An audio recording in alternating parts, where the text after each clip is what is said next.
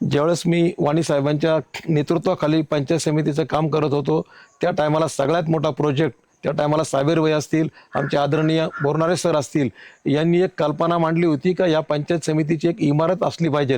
मग त्याच्यासाठी आम्ही इतका प्रयत्न केला का आमदार वाणी साहेबांनी त्यावेळेस सांगितलं, त्याला नाव दिलं होतं शून्यातून विश्व निर्माण प्रकल्प. याचं खरं श्रेय वाणी साहेब असतील, बोरनारे सर असतील, साबेर भाई असतील. मी एक सभापती, एक कार्यकर्ता म्हणून आजही मला समाधान वाटतं का आपण उभी केलेली इमारतीमध्ये जो कारभार केला तो पारदर्शकपणाने करण्याचा प्रयत्न केला.